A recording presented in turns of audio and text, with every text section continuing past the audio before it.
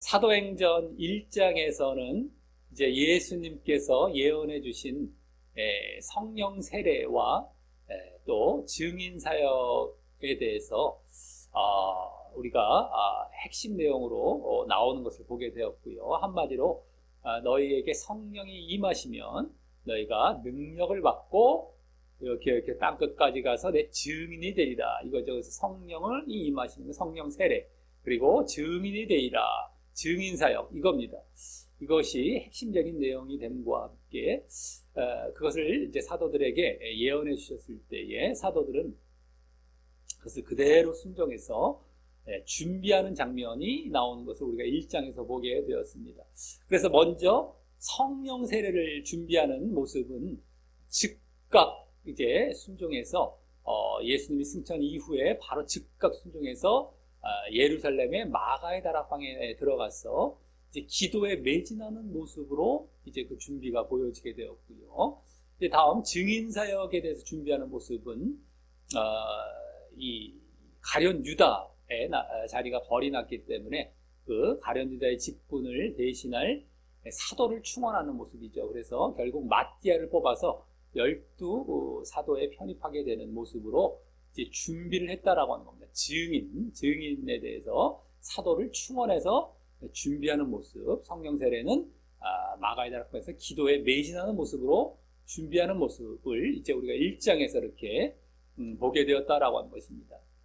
이후에 이제 지난 본문이었던 2장에 들어와서는 그 성령 세례와 증인 사역, 이게 이제 두 가지 핵심 내용인데 그것 중에서 성령 세례가 이제 준비까지 마쳐진 상황에서 1장에서 준비까지 나왔었죠. 근데 그 성령 세례가 이제 실제 성취되는 장면이 지난 본문에서 2장에 들어와서 이제 나오게 되었다라고 하는 것입니다. 그 장면은 결국 마가의 다락방에서 이제 120여 명의 제자들이 계속 그렇게 기도에 매진하고 있었을 때에 오순절이 한 열흘 만에 이르게 되었죠. 그래서 그 오순절에 성령이 갑자기 강림하신 사건으로 이루어지게 되었다라고 하는, 그게 성취가 되었다라고 하는 겁니다. 성령 세례 사건이 성령 강림 사건 내지 성령 세례 사건으로 갈 수 있는 것이 이제 그렇게 이루어지게 되었다라고 하는 것입니다. 그러면서 그때 보여지게 된 현상이 있었는데 바람 소리 같은 그런 청각적인 현상이나 급하고 강한 바람 소리죠. 확 이런 바람 소리도 나오고 또 불의 혀 같은 이 시각적인 현상도 보여지면서 특별히 또 그렇게 불의 혀가 이제 여러 갈래로 갈라지면서 그 모인 각 사람 위에 임하게 됩니다. 모든 사람 위에. 거기서도 이제 보여졌듯이 이제 가장 중요한 현상은 무엇이었습니까? 바로 모든 사람들이 방언을 하게 되었던 것인데 그 방언은 이제 우리가 알고 있는 방언의 은사의 방언이라기보다 여러 나라 말을 하는 여러 언어죠. 여러 언어. 그래서 다른 방언들로 말했다라는 것, 여러 언어로 말했다. 그게 중요한 겁니다. 그래서 여러 언어로 이제 불의 혀라는 게 언어라는 말이었죠. 원어상. 그래서 혀 같은 언어의 모양이 각 사람에게 임하자 이 성령으로 여러 언어를 이제 말을 했다라고 하는 것입니다. 그래서 결국 또 그 내용, 과연 무엇을 말을 했을까? 그럼 여러 언어로서 못 알아듣는 게 아니라 알아듣는 언어로서 얘기를 했는데 그 내용은 나중에 이제 유대인들의 반응도 살펴보며 전체적으로 보았을 때 결국에는 복음의 내용을 담는 것이었음을 우리가 알게 되었고, 그래서 결국 그러한 이제 장면, 성령 세례의 장면을 보면서 이 성령의 주요 기능은 말하게 하는 기능이 될 것임과 함께, 그래서 결국 앞으로 사도들이 예수님께서 그 1장에서 예언해 주신 바와 같이 성령을 받아서 결국에 능력을 받고 증인사역을 한다고 했지만 그 능력이라는 것이 어떤 능력인지 바로 복음 전파의 능력, 말하게 하는 능력이죠. 근데 그게 말하는 내용이 완전히 복음이었음을 우리가 알 수 있게 된 것처럼 복음 전파의 능력을 받아서 이제 그와 같이 예루살렘으로부터 땅끝까지 증인 사역을 감당하게 될 것이라는 것을 예표하는 사건이 바로 그 지난 본문의 성령 세례 사건, 성령 강림 사건이었음을 이제 알 수 있게 된 것이었다라고 하는 것입니다. 결국에는 결국에는 성령 세례를 받아서 증인 사역을 하는데 성령을 받은 능력이라는 게 중간에 있을 때 그게 어떤 능력이냐? 바로 복음 전파의 능력이다라는 것을 알고 그렇게 이제 여러 다른 방언을 이제 말했다는 건 땅 끝까지 모든 전 세계에 나아가서 모든 나라의 말로서 복음을 전하게 될 것까지도 그 안에 다 담겨 있는 그 사건이 지난 본문에 그 성령 세례가 성취된 사건, 성령 세례 사건이었음을 이제 보게 되었다라고 하는 것입니다. 그리고 그때 그 사건을 접했던 유대인들, 이제 오순절이니까 많은 유대인들이 예루살렘에 이제 들어와 있었는데, 그때 유대인들의 반응은 어땠습니까? 하나님의 큰 일을 보았다면서 나름대로 긍정적인 반응을 보이기도 했지만, 또 우리가 이제 맨 끝 부분을 봤을 때에 술 취했다고 조롱하는 이런 부정적인 반응도 볼 수 있었다라고 하는 것이죠. 자, 이제 그 이후에 오늘 본문에서는 이제 그 1장에서 보여진 두 가지 핵심 내용인 성령 세례와 증인 사역 중에서 지난 본문은 성령 세례가 성취되었다면 오늘은 증인 사역이 성취되는 그런 장면이 나오는 본문입니다. 증인 사역이 성취되는 거예요. 성령 세례와 증인 사역 이 두 가지 맥락으로 계속 가고 있죠. 1장에서는 그걸 준비했어요. 2장에 들어와서 지금 성취가 돼요. 성취가 되고 오늘 본문은 성령 세례의 성취가 아니라 증인 사역의 성취입니다. 성령 세례, 증인 사역. 네? 예수님께서 말씀해 주셨고 성령 세례, 증인 사역 준비가 1장 거기까지 나왔고 1장에서 나왔고요. 2장에 들어와서 지난 본문 성령 세례 성취. 오늘은 증인 사역 성취가 보여지는 이런 본문이 되겠다라고 하는 것입니다. 그래서 오늘 이 성취는 어떻게 됩니까? 지난 본문에서 성령 세례를 사건으로서 성령을 받은 그 사도들이 이제 능력을 받아서 복음을 전하게 되는 그 장면이 나오게 되는 것입니다. 왜냐하면 증인 사역이니까 능력을 받아서 복음을 전하는 겁니다. 그게 이제 나오게 되는 거죠. 이게 성취가 되는 것이니까. 그런데 그건 어떠한 배경 가운데 나오냐면 지난 본문에 그 유대인들의 반응이 있죠. 유대인들의 반응, 특별히 이제 부정적인 반응을 맨 끝에 보이고 있었는데 그것에 대해서 이제 사도들이 설명하는 가운데 그렇게 볼 것이 아니다. 그래서 이제 지난 성령 세례 사건을 설명하는 가운데에 그렇게 복음을 증거하며 증인 사역을 성취하는 이런 장면이 나오는 그런 본문이다라고 하는 것입니다. 그래서 오늘 이제 성령 세례 사건을 설명하는 가운데에 증인 사역이 성취되는 그런 장면을 보며 그 가운데 또 사도들의 복음 전하는 능력 또 우리가 엿보면서 어떻게 복음을 전하게 되는 것인지도 그 능력과 함께 엿보면서 이제 교훈을 얻는 시간을 갖도록 하겠습니다. 자, 오늘 본문은 먼저 14절부터 21절까지 해서 먼저 베드로를 중심으로 한 사도들이 성령 세례에 대해서 그것이 구약의 성취임을 설명하며 그때 또 주를 믿으라, 주님을 믿으라 라는 그 메시지를 담아 전하는 오늘 본문에 서론격인 내용이 나옵니다. 구약의 성취다, 그것은 성령 세례는 설명하게 되죠. 그러면서 주님을 믿으라 라는 메시지도 함께 전하는 겁니다. 이 성령 세례를 설명하면서 복음적인 내용도 함께 거기 벌써 들어가게 돼요. 21절까지. 이게 서론적인 내용입니다. 오늘 본문에.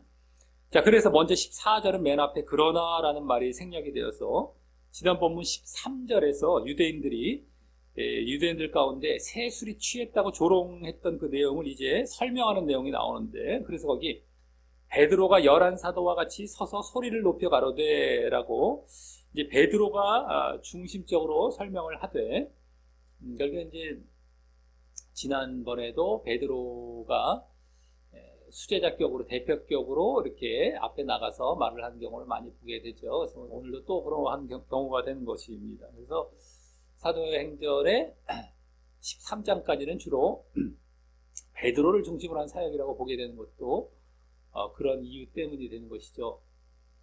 자, 그래서 어쨌든 간에 베드로가 뭐라고 합니까? 여기 유대인들과 예루살렘에 사는 모든 사람들아 라고 유대인들을 호칭하면서 이 일을 너희로 알게 할 것이니 내 말에 귀를 기울이라 라면서 이제 유대인들에게 지난 그 성령 세례 사건에 대한 설명을 시작하게 됩니다. 그래서 다음 15절은 먼저 맨 앞에 왜냐하면 이란 말이 생략돼요. 이제 설명을 하게 되듯 먼저 술 취한 것이 아님을 말하기를 뭐라고 합니까? 때가 제3신은 유대인들의 시간으로 6을 더하면 돼요. 유대인들이 몇 시다 이러면 거기다 6을 더하면 됩니다. 저녁에 몇 시다 하면 저녁 6을 더한 저녁 시간, 아침 쪽으로 몇 시다 이러면 거기다 6을 더한 아침 시간으로 보면 되는데 3시라고 했으니까 지금, 그리고 술 취한 거 아니라고 하니까 아침 쪽이 오전이겠죠. 몇 시가 됩니까? 6을 더하면 오전 9시가 되는 거예요. 지금 그래서 오전 9시기 때문에 너희 생각과 같이 이 사람들이 취한 것이 아니라, 술 취한 것이 아니라라며 술 취한 것이 아님을 이제 이렇게 말을 합니다.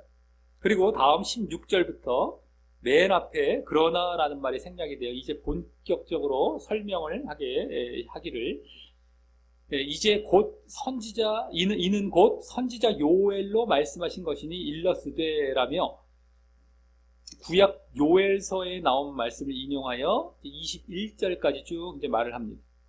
그래서 17절부터 이제 요엘서 2장 28절부터 32절에 나온 말씀과 거의 같은 말을 이제 하게 되는데요.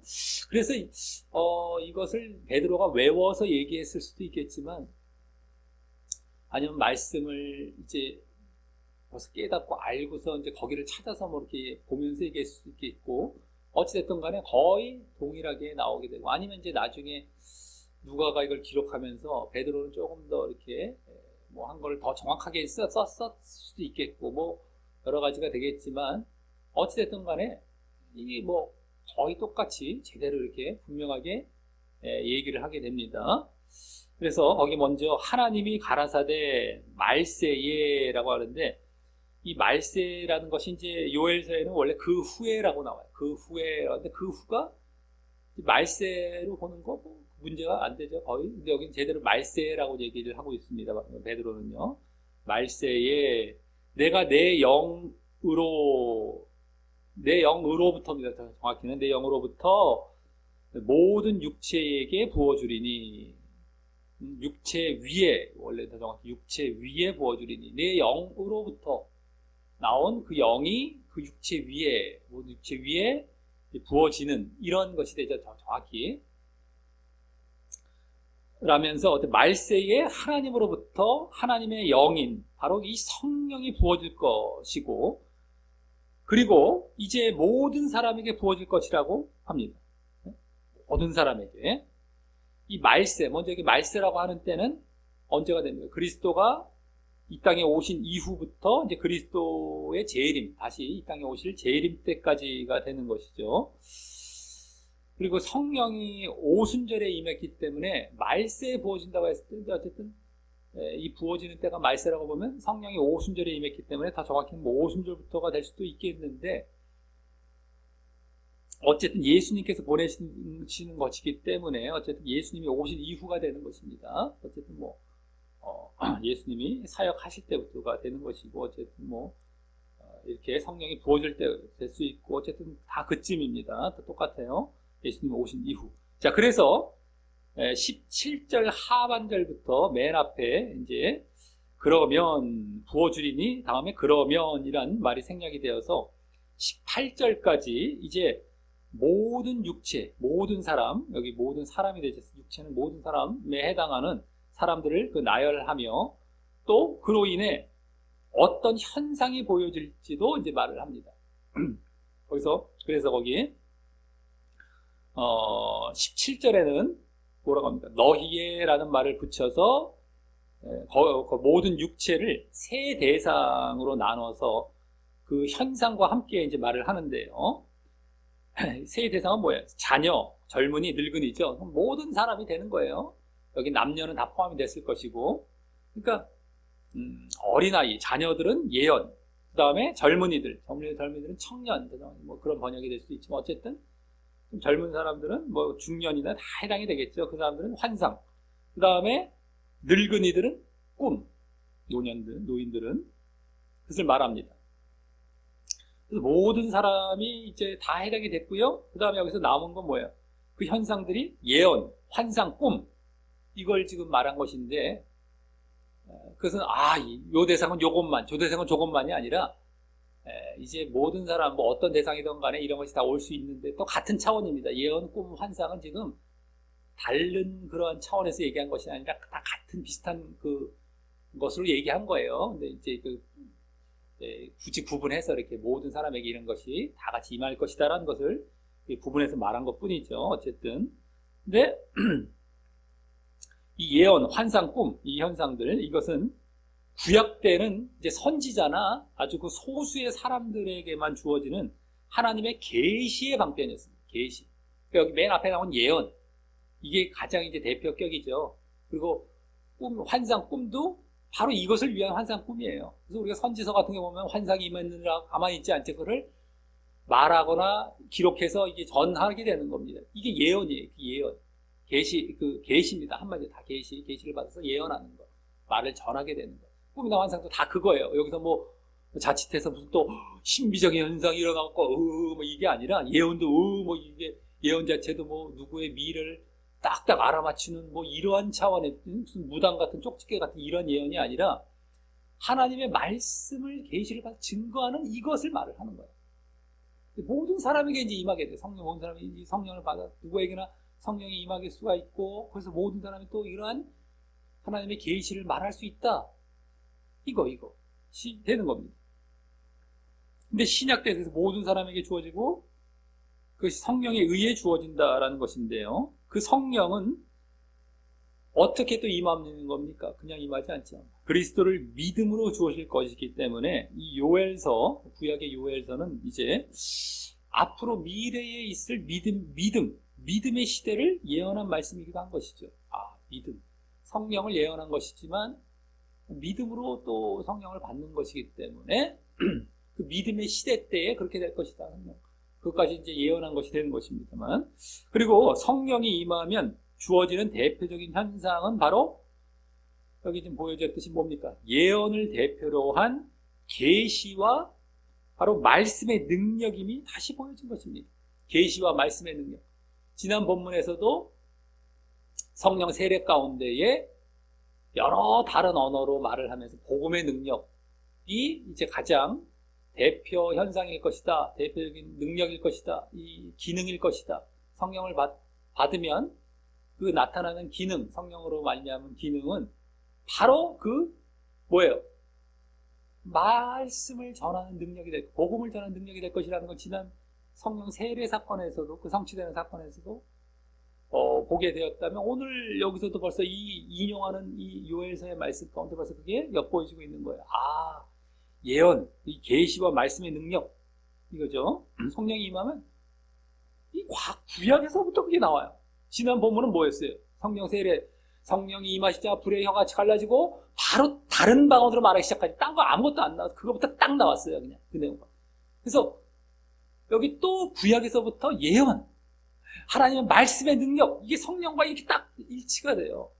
그럼 예수님께서는 또 어떻게 말씀해 주셨습니까? 우리 요한복음이나 이런 복음서에 보면 내가 또 다른 보혜사를 너에게 허락할 때 너에게 임하시면 내가 너희에게 가르친 걸 깨닫게 할 것이 가르치실 것. 다 가르침, 말씀 다 이쪽이었어요.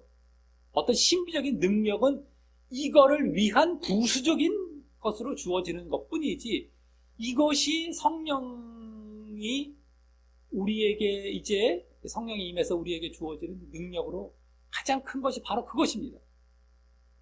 그러니까 성령이 임해서 막 말씀이 깨달아지기도 하고 말씀의 능력이 생기기도 하고 이 말씀 쪽이 이 성령과 이렇게 연관이 깊은 거예요. 근데 우리 성령 이러면은 신비로 연관을 시켜놓잖아요. 웬만하면 무슨 신비적인 다른 어떤 능력. 근데 그게 아니란 말이에요. 성령 이러면 말씀. 이제 짧게 아주 이게 딱 인식되기 쉽게 말씀드리는 거예요. 성경하면 말씀 이렇게 봐야 돼. 성경하면 신비 이렇게 보면 안 되네. 근데 지금 온통 신비로 보면서 또 갔다가 다 모든 걸 성령에다 다 맡겨놔요. 모든 걸 다 성령에 맡겨놔요. 성령께서 다 뭐 해주신다는 쪽으로 맡겨놓는데 또 성령을 갖다 쓰죠. 신비적인 어떤 신비적인 능력이나 성령을 다 뭐 맡기는 것 쪽으로. 여기 지금 성령이 임하셔서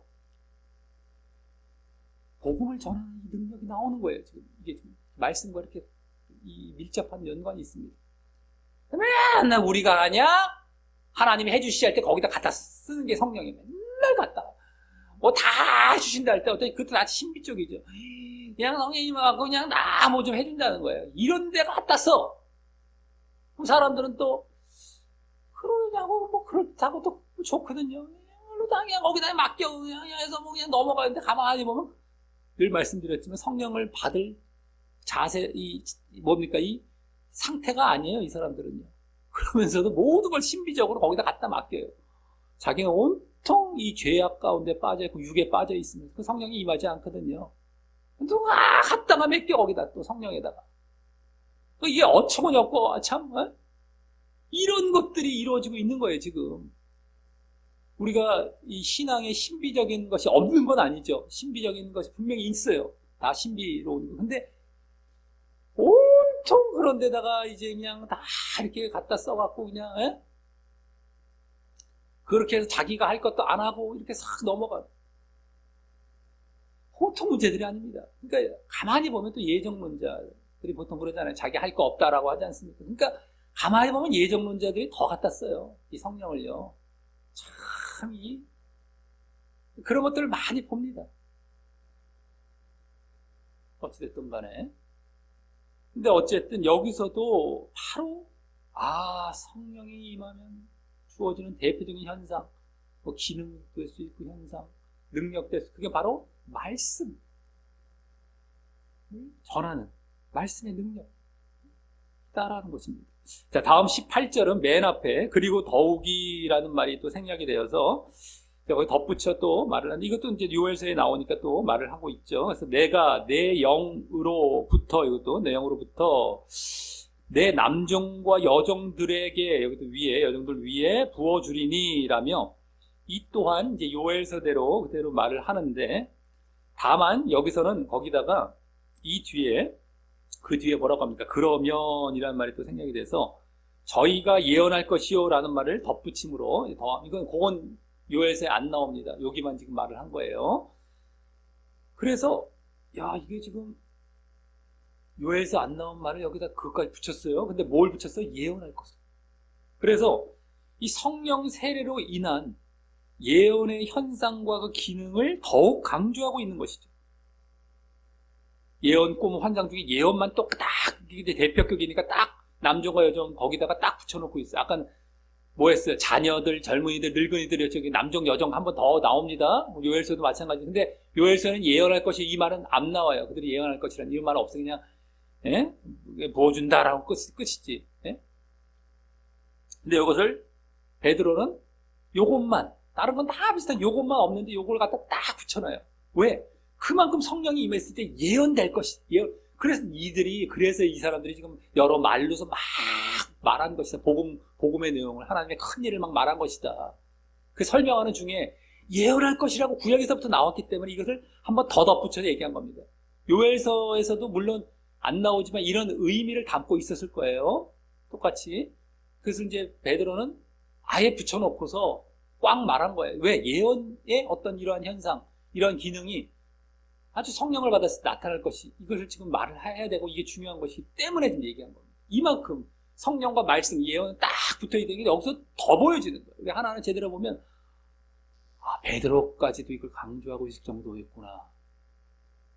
구약에서도 벌써 다 예언됐고 우리가 지금 성령이 임했을 때 어떻게 되는지 하나하나 보여지는 거예요. 이제 말씀 제대로 봤을 때 우리가 그냥 신비적인 것을 그냥 영이니까 영적인 거니까 눈에도 안 보이고 막 해갖고 뭐 자기 마음대로 갖다 써 신비적인 걸 갖다 그냥 막 이것저것에 갖다 쓰는 것이 아니라 말씀 제대로 봤더니 더 드러나죠. 말씀과 이렇게 결부되어 있다는 거예요. 네? 그래서 또 여기 남종과 여종은 누가 되겠습니까? 아까 자녀들, 젊은이들, 뭐 늙은이들 말고 남종, 여종은 또 뭔가 궁금할 수 있는데 결국에는 성령 세례를 받은 믿는 성도들이죠. 그 중에서 그들과도 일치가 될 수도 있지만 믿는 자들, 내 종, 내 남종, 내 여종이라고 하죠. 나의 하나님께서 내 종들이라는 거예요. 내 종들 한마디. 누가 종들입니까?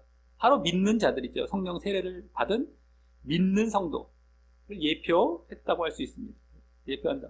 그래서 그들이 이제 성령을 믿고 성령 세례를 받아서 예언하는 내 종들. 그래서 이제 또 복음도 전하겠죠. 그것까지도 이제 여기에 다 나온 겁니다. 아까 이제 젊은이들이나 뭐 이렇게 그 중에서도 여기 뭐 공통될 수도 있고 공통되겠죠. 근데 그들도 사실은 종된 자들로서의 어린 자녀, 젊은이, 늙은 자들이 써야 성령이 임한 것이니까 종이 되었어요. 아무에게나 모든 사람이라고 해서 누구에게나 임하는 것은 아니니까 여기가 좀 더 구체적으로 이 종이란 말을 써서 좀 더 그들이긴 그들이지만 그들이 종된 그들이다라는 것을 설명해주고 있는 그런 것이 되는 것이죠. 한마디로. 근데 거기서 그 기능을 봤더니 예언, 말씀이다라는 것이 또 여기서 더 강조되고 있는 것이고요. 자, 그러면서 다음 19, 20절은 다른 분위기의 말씀이 이어집니다. 다른 분위기에 이제 또 그러면서 이것도 요엘서 그대로 나오는 거죠. 먼저 거기 또 내가 위로 하늘에서는 기사와 또 아래로 땅에서는 징조, 뭐 이적이 되기도 하고 징조, 이적을 베풀리니 하면서 곧 뭐 피와 불과 연기로다. 여기 불은 원어상 지옥불이 됩니다. 지옥불 정확히. 그 다음에 연기는 연기의 안개라는 말이 정확히 이제 그런 마찬가지죠. 안개, 연기 이런 거, 지옥불, 피와. 그러면서 말세에는 이제 아까 말세라고 말하고 있었던 것처럼 말세에는 요한계시록 등에도 나오는 피와 불과 연기라는 이 심판의 현상입니다. 한마디 심판의 현상. 심판, 하나님의 심판이죠. 이게 요한계시록에도 나오죠. 피, 불기, 심판했을 때 연기 뭐 이런 것들 그것도 있을 것이고 그래서 다음 20절처럼 주의 크고 영화로운 날이 이르기 전에 크고 영화롭다는 말은 원어상 현저한 주목할 만한 이거 드러나는 뭐 이런 거예요. 원래는 영화롭다는 것보다도 이게 크고 막 이제 드러나 이제 현저하고 다 이제 이게 임재한다는 말입니다. 그래서 결국에는 그런 어떤 의미를 담는 말인데 어쨌든 그 날이 이르기 전에라는 그게 뭐예요? 주님의 재림할 날이죠. 주님의 재림의 날. 이 주의 재림 전에 그 날이 이르기 전에 주님 재림 전에 그 심판의 때가 되죠. 그때도 심판의 때에 해가 변하여 어두워지고 달이 변하여 피가 되리라라는 이 또한 요한계시록에도 나오는 6장에 이제 이 말 나오는 종말 때의 현상 또 있을 것임을 말을 합니다. 심판, 뭐 재림, 종말 다 마찬가지. 그때 현상 이런 것들 다시 이렇게 말을 하고 있습니다. 심판 때 어떤 이런 현상들, 심판 현상들. 그래서 예수님이 오신 이후인 그 말세에는 아까 앞서 말했던 성령 세례와 함께 그 끝에 그 성령 세례를 받는 그 시기가 지나고 나서가 되겠지만 그 끝에 결국 뭐가 됩니까? 심판이 있을 것임도 예언한 것인데 그 성령이냐, 성령 세례냐, 아니면 심판이냐, 심판을 받을 것이냐, 성령을 받을 것이냐의 기준은 믿음이 되는 것입니다. 믿음. 즉 뭐예요? 믿음으로써 믿는 이제 예수 그리스도를 믿어서 성령을 안 받게 된다면 결국에는 그 반대로 이제 나머지는 뭐예요? 심판을 받게 된다라는 걸 보여주는 것이죠. 아, 이게 이제 심판이구나, 심판. 멸망입니다, 멸망. 그러니까 성령을 받아야 된다는 거예요. 그만큼 믿어서. 믿음을 가져서 너희들 성령을 받고 그래야 구원으로 간다라는 것이지. 그렇지 않으면 결국에는 심판을 받는다라는 메시지를 함께 담고 있는 요엘서도 똑같이 나오고 있는 말입니다. 그까지 다 예언했어요. 그래서 다음 21절은 맨 앞에 그런데 내지는 그러나라는 말이 생략이 돼요. 누구든지 주의 이름을 부르는 자는, 모든 자는 구원을 얻으리라 라는, 주를 믿음으로 인한 구원을 말하여 바로 심판을 피하라 라는 그 말을 여기 하고 있는 것이고, 그러나 이러면서 이게 누구든지 주 이름을 믿는, 부르는, 이게 주의 이름을 부른다는 건 주님을 믿는다는 것입니다. 물론 이름을 부른다는 건 뭐 기도할 때의 모습이기도 할 수가 있지만, 그래서 결국에는 믿는 자를 얘기하는 거예요. 주를 믿음으로 구원을 이제 받으라라고 해서 뭐예요? 아까 앞에 보였던 심판을 피하라라고 지금 메시지를 주고 있는 겁니다. 이것도 똑같이 요엘서에 나오는 거예요. 여기까지도요. 그러니까 그때 주의 이름을 부른다라는 걸로 구약에서 표현을 했지만, 신약에 와서 더 정확히 그게 믿음이다라는 게 이제 드러난 거죠. 거기서도 믿음을 얘기하기, 아직 구약의 때니까 그걸 제대로 모르는 때가 될 수 있겠고 해서 이름을 부른다는 걸로 얘기했겠지만, 결국 이게 믿음인 거예요. 믿음. 어쨌든 그래서 이때 결국에는 이렇게 믿음으로 성령 세례를 먼저 받는 것이기 때문에, 주를 믿음으로 구원을 받으라 했지만, 아까 믿음은 뭐가 먼저 임하게 되고 있습니까? 구원 이전에 성령 세례를 받게 되죠. 성령 세례, 아까 앞에서 보여줬던 그거기 때문에 이 성령 세례는 또 구원과도 또 엿보여지는 것입니다. 성령 세례를 받는 것이 바로 그러한 자가 구원까지도 나아가는구나. 예? 믿어서 또 성령을 받는 것, 이게 다 하나로 이어져 있죠. 근데 지금도 너 영접 기도 시켜놓고 그냥 대충 믿음에 뭐 영접 믿으라고 해놓고서 그냥 고백했더니만 너 성령이 임했다, 예? 라고 그냥, 예? 아주 쉽게 그냥 이렇게 말을 하고 말이죠. 예? 그리고 또 한 번 또 이렇게 임했으면 또 영원히 안 떠난다라고 하면서 구원 받았냐, 이렇게 말을 하는 것이 아니라 진정으로 거듭난 믿음을 가지고, 진정한 믿음이죠. 그랬을 때에 성령께서 임하십니다. 그게 성령 처음 임하는 게 성령 세례라고 했죠. 그래서 성령을 계속 유지해 가야 돼요. 충만으로 유지해 가야 됩니다. 그냥 이 충만이 안 되면 어떻게 된다고 그랬습니까? 자꾸 그 나머지가 육으로 채워져서 성령이 소멸되는 방향으로 나아가는 거죠. 그래서 성령은 받으면 무조건 충만적으로 가야 되는 겁니다. 그냥. 그래서 어쨌든 그걸 계속 유지해 가야 되죠. 그런 자가 구원을 받는다는 거예요. 그래서 이 성령 세례는, 성령 받음은 결국에는 뭐예요? 구원과도 이어진다. 성령을 받고 있어야 돼. 믿음 가운데 있고 영적인 자리에 계속 있어요. 그게 진짜 믿음이죠. 성령을 계속 받고 있는 상태, 성령이 충만한 상태, 이게 진짜의 믿음입니다. 영적인 자리에 늘 들어가 있는 진짜 믿음이죠.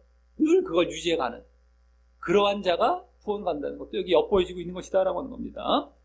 자, 여기까지 구원을 지금 말을 하고 있었지 않습니까? 믿음과 구원, 이름을 부른다, 믿음, 그 다음에 구원. 그게 성령 또 받으면 그렇게 되어진다라는 것까지 함께 앞에 문맥을 봤을 때 보여지고 있는 것이죠.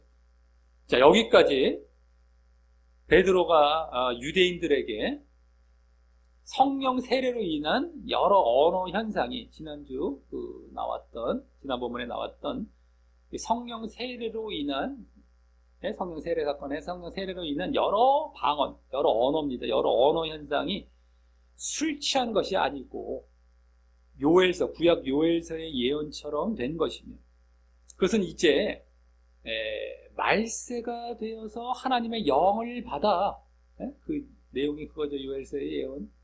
말세가 되어서 하나님의 영을 받아 예언의 현상이 나타난 것이고, 예언의 현상, 예언하는 그 현상, 하나님의 영을 받아, 성령을 받아서 예언의 현상이 나타난 것이며, 또 이제 그렇게 성령 받게 된 원인인, 어떻게 성령을 받는 것이라고 여기 아까도 사실 보여진 것이죠. 주를 믿는 거예요. 주를 부른다.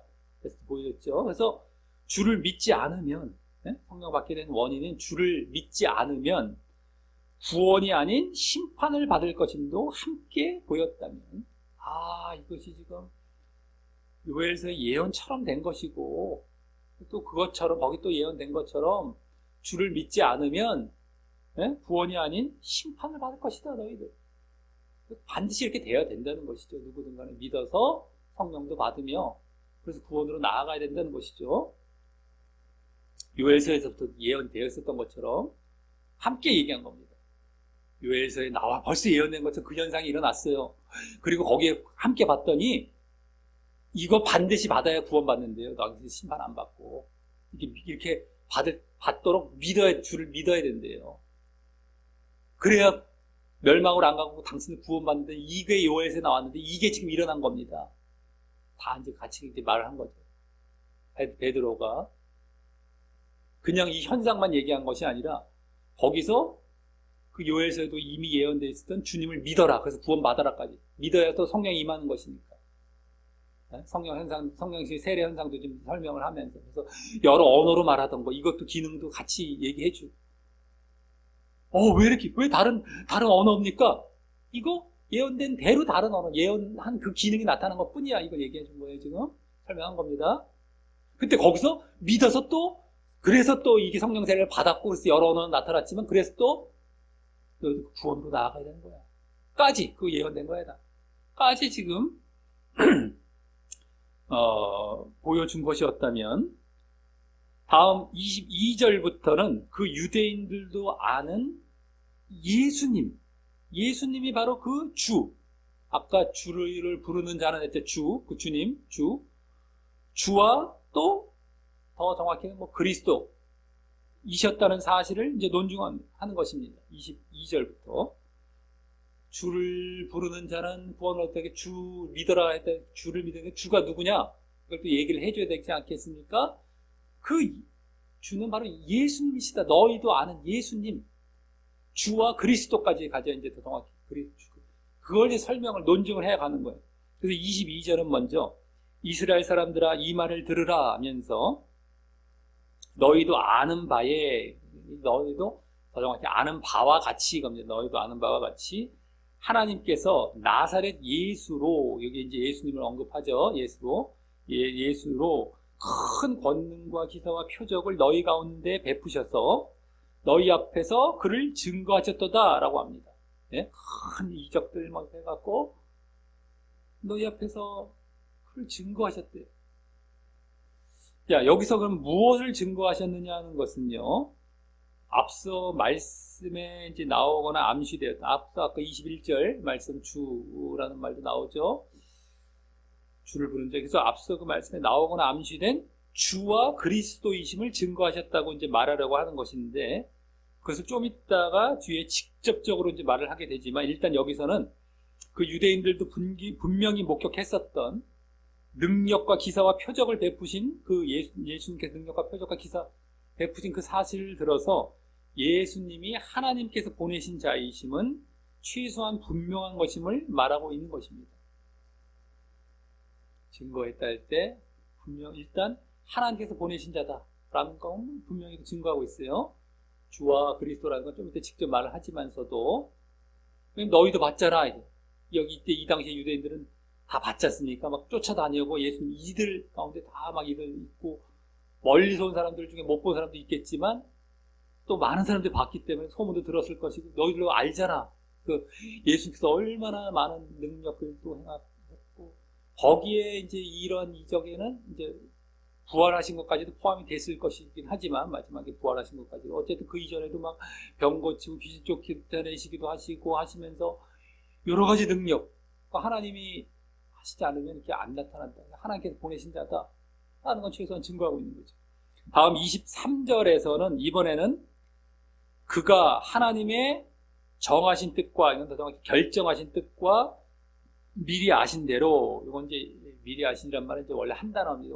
예지대로 예지하신 대로 예지하신 대로 그래서 어쨌든 똑같지만 어쨌든 미리 결정하신 뜻과 예지하신 대로 내어준 바 되었다라고 하며 하나님께서 계획하시고 예정하신 뜻이 그 예수님에게 그대로 이루어졌다라는 사실을 들어서 그 예수님이 아까 구약 예언의 성취뿐만 아니라 그 훨씬 전인 창세 전부터 하나님께서 계획하고 예정하신 뜻대로, 창세전부터 하나님께서 계획하고 예정하신 뜻대로 그대로 그 성취를 이루신 분이심을 말하면서 예수님이 더욱 바로 주와 그리스도 되심을 증거하려고 하고 있는 것입니다. 지금 그게 초점이죠. 주와 그리스도이심을 증거하려고 하시는 거예요. 하고 있는 거예요. 그래서 이 계획하신 대로, 예정하신 대로 이렇게 이루셨다는 거예요. 그리고 이때 하나님의 예정은, 하나님의 예정, 이제 여기서 보여주죠. 우리 예전에 예정론은 없다 시리즈 때 다루었던 이 부분, 본문이기도 합니다, 이게. 그래서 하나님의 예정은 예수님께만 적용이 되지, 우리 개인의 구원 예정과는 상관이 없음도 아시기 바랍니다. 하나님의 예정의 실체는 예수님과 예수님으로 믿는 자들로 이루어질 교회, 요거를 예정하신 걸 계획하신 것이죠, 한마디로. 이게 예정의 실체입니다. 머리와 몸, 이걸 예정하신 거예요, 한마디로. 머리는 예수님, 몸은 교회, 이래갖고 요걸 계획하신 것이 에베소서나 로마서나 다른 데 다 나오는 게, 예정은 그거의 실체는요. 개개인의 구원 예정한 건 단 한 명도 없습니다. 누구는 구원받기로 예정돼 있고 너는 유기하기로 예정된 거 단 한 명도 없어요. 말씀을 제대로 안 받기 때문에 그렇죠. 요거 이제 우리가 잠깐 이제 말을 하고 넘어갑니다. 그냥 이 정도로. 어쨌든 아시길 바라겠고요. 그래서 오늘 인용되는 이제 여러 구약 말씀들도 한 3가지가 나오는데, 예수님에 대한 예언이고요. 예수님에 대한 예언이고, 예수님은 그것을 성취하신 것이 나오는 것이죠. 예수님이 이루시고. 근데 이건 여기서는 창세 전부터 계획했다는 사실, 근원이 되는, 근본이 되는, 그까지 지금 보여주고 있는 것이에요. 자, 그럼 여기 그렇게 창세 전에 하나님께서, 그러니까 창세 전에 예정을 하셨기 때문에, 계획을 하셨기 때문에, 구약의 말씀을 또 메시아에 대한 말씀도 해주신 거고, 그것을 신약에 와서 예수님은 성취하신 것이죠. 다 이제 그 계획에서 나온 말씀, 그 말씀을 또 예수님은 성취, 이렇게 되신 겁니다. 어쨌든 간에, 그럼 여기서 여기 그렇게 창세 전에 하나님께서 그리스도를 통해 이루시려고 예정하신 뜻이 무엇입니까? 여기 내어준 바 되었다, 넘겨준 바 되었다, 이렇게 어떤 내어준 바 되었다라는 말에서 보이듯이 바로 십자가의 죽음을 말하는 것입니다. 십자가의 죽음. 물론 더 구체적으로는 뭡니까? 십자가의 죽음으로 말미암은 대속의 사건이죠. 대속의 사건. 그냥 돌아가신 것이 아니죠. 대속하시기 위해 돌아가신 것이니까 어쨌든 십자가의 죽음을 위한 대속의 사건인데, 어쨌든 십자가의 죽음, 그것입니다. 그래서 23절 하반절은, 그 다음에 23절 하반절은 그 십자가의 죽음을 당하셨음을 이제 보여줍니다. 내어준 바 되어 하면서 너희가, 즉 유대인들이죠. 유대인들이 법 없는 자들, 법 없는 자는 정확히 율법 없는 자들을 말하는데, 누구를 말하는 거예요? 율법을 받지 않은데, 율법 없는 게 이방인을 말하는 거예요. 그런데 이방인 누굽니까? 로마 군인들, 로마인들이죠. 로마인들. 그래, 손을 빌어서 못 박아 죽였으나 라고 하며 이제 이렇게 십자가의 죽음을 당하셨음을 이제 말합니다. 못 박았다. 십자가에 못 박았다. 이게 나오죠. 십자가의 죽음. 그래서 이 계획하신 대로 이렇게 십자가에 못 박아 돌아가셨다. 너희가 그 일을 너희들이 한 거다. 어쨌든 그것이죠. 자, 하지만 그 죽음에서 끝난 것이 아니라, 그 죽으심에서 끝난 것이 아니라 24절과 같이 하나님께서 사망의 고통을 풀어 살리셨다는 건 더 정확히 일으키셨다가 됩니다. 일으키셨다. 사망의 고통을 풀어 살리셨다, 일으키셨다 라고 바로 부활하신 사실에 대해서 말을 하면서, 사망에서 부활이죠. 또 그 이유로서 이는 그가 사망 아래에 매여 있을 수, 붙잡혀 있을 수, 정확히 겁니다. 붙잡혀 있을 수 없었음이라 라고 말합니다. 이 사망이라는 것이 왜 오게 되는가? 우리의 죽음이 죄로 인해서 온 거죠. 죄. 근데 예수님께서는 죄가 없으시기 때문에 그렇게 사망 아래 붙잡힐 수 없으셨다라는 것입니다. 그래서 이렇게 매일 수 없다라는, 그래서 다시 살아나신 거예요. 죄가 없기 때문에 죽었다 하더라도 다시 살아나시는 거예요, 지금. 어쨌든.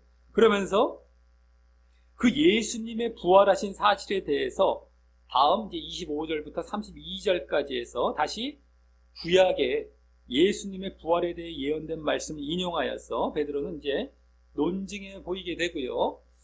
그 부활하신 사실 여기 초점이 이제 맞춰지면서 얘기를 합니다. 예수님께서 부활하셨다라는 얘기를 이제 꺼냈죠. 그러면서 이것 분명하게 이루어진 것에 대해서 이제 논증을 하는 겁니다. 32절까지. 또 이때 그러므로 예수님께서 그리스도이심을 처음 직접적으로도 말을 하게 됩니다. 부활을 하셔서 이제 그리스도이시다라는 걸 또 나중에 얘기를 하게 돼요. 주 되신다. 이분이 바로 그리스도이시다. 라는 거죠. 그걸 나중에 이제 말을. 지금 베드로는 성령에 대해 주로 말하려고 하고 있습니다. 성령의 세례 현상. 성령에 대해서 지금 말을 하려고 하고 있으면서 또 그 중간에 이와 같이 부활에 대해서도, 예수님의 부활에 대해서도 꽤 많은 분량으로 말하게 되고요. 또 그 부활이 예수님의 그리스도와 주 되신 증표임을 밝히는 것입니다. 그만큼 이제 부활이 예수님이 그리스도시다라는 그 핵심 내용이 되기도 하고요. 또 왜냐하면 이제 또 좀 이따 보면 그 이후 그 부활에서 끝나지 않고, 부활하신 사실을 말하는 것을 끝나지 않고 예수님께서 승천하신 사건도 말을 하고, 또 그것을 거쳐서 그 하늘에서 승천하셔서 하늘에서 성령을 보내셨음도 말하게 되기 때문입니다. 거기서 성령을 말하기 때문에 부활이라는 이 과정을 다 거쳐가는 거예요. 부활과 승천까지 다 거쳐서 거기서 성령을 보내셨다는 사실을 말해야 되기 때문에 예수님이 또 거기까지 성령과도 그렇게 연관이 되기도 하죠. 근데 어쨌든 간에 부활이 이렇게 또 일단은 그리스도 되신다는 것에 아주 주와 그리스도 되신다는 것에 아주 중요한 아주 핵심 내용으로 여기 또 등장하면 길게 말을 하게 되는 것입니다. 자, 그럼 25절 맨 앞에 왜냐하면 이란 말이 생략이 되어서 25절부터 28절에서는 먼저 구약 다윗의 시편 중 부활에 대해 말하고 있는 구절을 인용합니다. 네? 다윗의 시편 중에서 부활에 대해서 말하고 있는 그 구절, 바로 시편 16편 8절부터 11절이 되는데요. 이것도 그대로 이제 나오게 되는 식이죠. 자, 그래서 인용하게 됩니다. 그래서 먼저 25, 26절은 다윗이 저를 가리켜 하는데, 저는 예수님이죠. 또 가리켜라는 건 원래 대하여, 저에 대하여, 예수님에 대하여 가로되, 예수님에 대해서 말한 것이다 라고 하는 거죠. 자기 시편에다 쓴 게 바로 예수님에 대한 얘기였다, 이걸 말을 하는 건데, 라고 하면서 그 내용은 뭐라고 합니까? 우선 다윗이 항상 하나님을 자신 앞에 뵙고 또 우편에 모심으로 요동치 않고, 그러니까 하나님을 가까이 모신 것이죠. 어쨌든 자기 앞에 또 우편에 모심. 그래서 요동치 않았다는 거예요. 다윗이 항상 그렇게 하시. 그래서 더욱이라는 말이 이제 또 생략이 되어서 뭡니까? 그래서 마음이 기쁘고 입술도 즐거워하여, 언어도 즐거워하였고 이런 건데, 원래 이제 원어상은 그 구약을 보면 마음이 기쁘고 마음이 즐거워했다 이렇게 됩니다. 그래서 어쨌든 막 기쁘고 즐거워했다는 얘기예요. 요동하지 않기 때문에. 또 그래서 그 다음에 더욱이라는 말이 생략이 되어서 육체가 희망에 거할 것, 거한다는 건 휴식한다는 거, 거주한다, 휴식한다 이겁니다. 그래서 희망에 해서 휴식할 거, 이렇게 육체, 더욱이 아주 기뻐하면서 결국 더욱이부터 결과적으로 이제 육체가 아주 쉴 거, 아주 이렇게 아주 희망 가운데서 아주 쉬고 편안하게 이렇게 될 것이라고 하면, 지금 그 시편의 원래 배경이었던 뭐예요? 이 말은 죽음의 위험에서 자신의 육체가 벗어날 것임을 확신하고 있는 것입니다. 육체가 휴식할 거, 이것은 죽음에서 벗어난다는 거예요. 내가 이제 희망에 휴식할 거, 살아난다. 육체가 이제 죽음의 위험에서 벗어날 것을 확신하고 있는 그런 말입니다. 다윗이 이제 그럴 것이다. 이 구약의 원래 말씀이었습니다만, 그리고 그 이유를 다음 27, 28절에서 말을 했는데, 이는 이러면서 뭐예요? 내 영혼을, 더 정확히는 이제 내 목숨을 이게 됩니다. 목숨, 영혼인데 목숨 쪽에 이제 영혼이죠. 목숨을 음부에 버리지 아니하시며 주의 거룩한 자로 또 썩음을 당치 않게 하실 것이기 때문이고, 음부와 썩음으로 가지 않게 하신다는 거예요. 네? 음부와 썩음.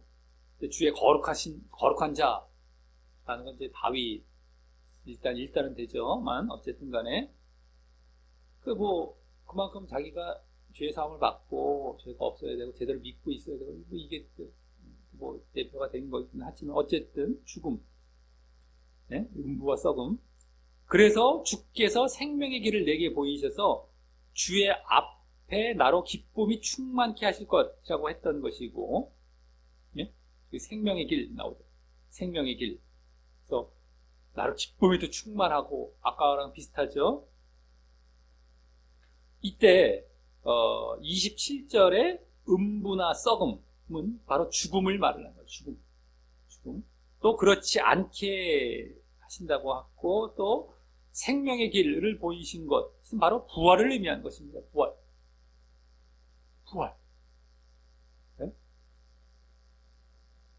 그러니까, 근데 물론 이 다윗이 이 시편을 썼을 때 1차적으로는 생명의 길, 이것이 자신이 죽음의 위험에서 벗어나는 것을 의미하기도 했겠지만, 일단 내가 거의 죽을 상태에서 벗어났으니까 죽음에서 살아난 것, 부활처럼 이제 말을 하게 되는 것이죠.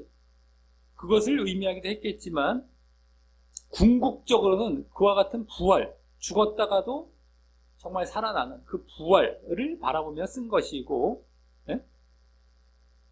그 부활은요, 또한 다윗 자신에 대한 부활이 아니라 미래의 메시아에게 있을, 그리스도에게 있을 그 부활을 바라보며 그 예언의 차원에서 쓴 것이었던 것입니다. 부활, 생명의 길, 썩음을 당치 않은 음부, 죽음과 썩음. 그래서 내가 무덤에 묻혀서 그냥 썩음을 당하고 있는 사망의 자리에서 끝나는 것이 아니라 이 생명을 다시 얻게 되는 이 부활을 얘기하는 겁니다. 사망에서 끝나지 않고 부활. 근데 원래는 이제 1차적으로는 다윗이 이제 죽음의 위험에서 벗어나는 것을 이제 예표했던 것이지만, 비유했던 것이지만, 궁극적으로는 다윗이 그것과 함께 미래 메시아의 부활, 죽음에서의 부활을 봐서 내다오면서 이제 이게 쓴 것이다. 라는 것이죠. 이제 그래서 그 사실에 대해서 베드로는 다음 29절부터 32절에서 이제 논증해 주는 겁니다. 직접적으로 여기서 이제 그것을 말을 해줘요. 그걸 논증합니다.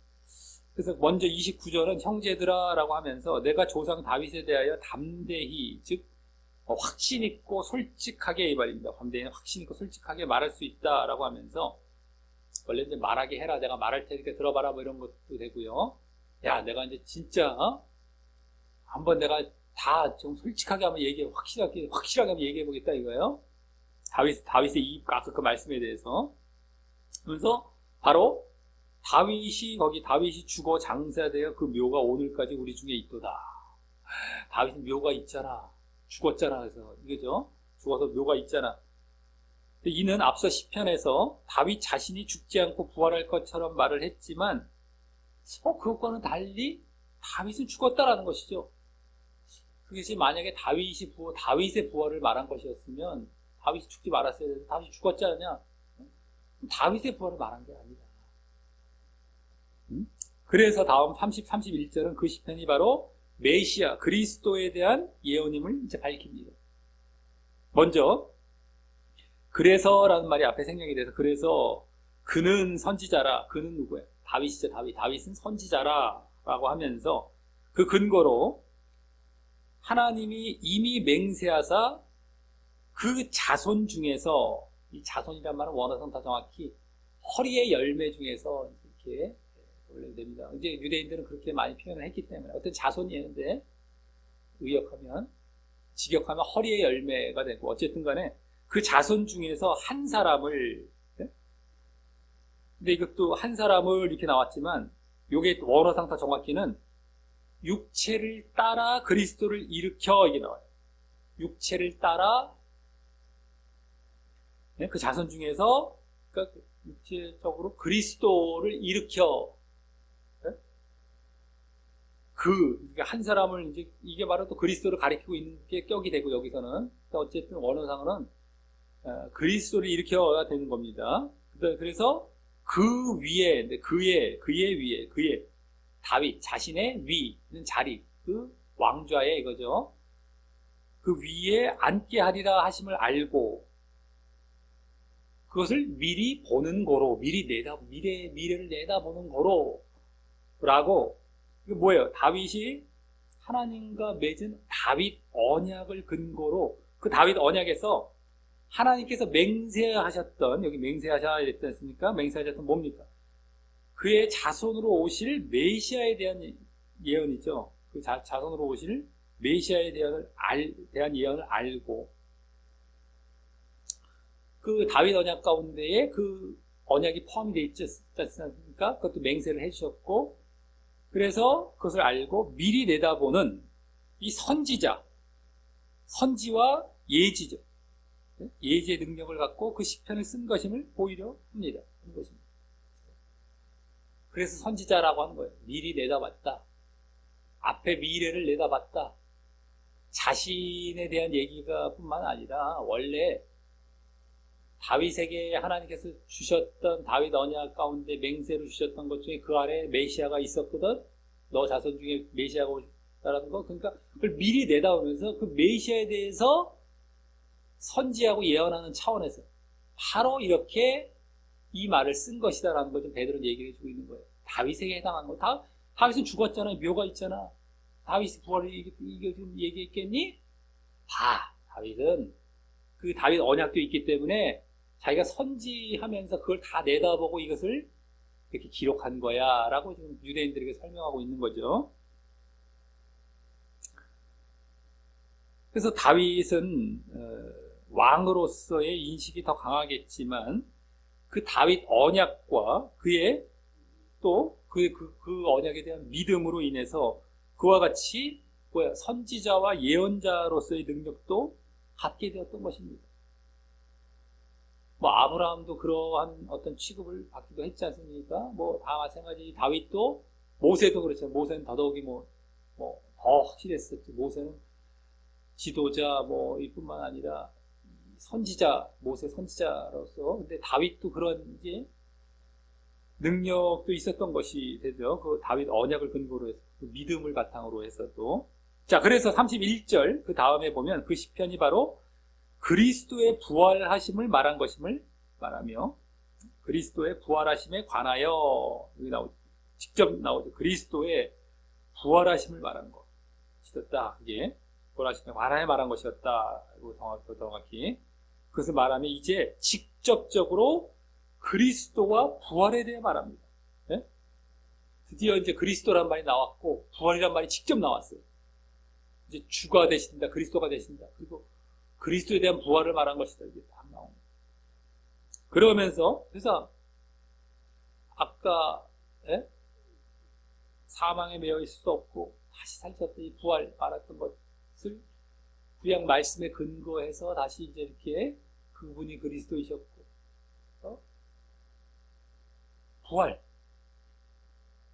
부활하셔서 또 그리스도가 되셨고, 부활하셨다. 이거를 말하고 있는 것이죠.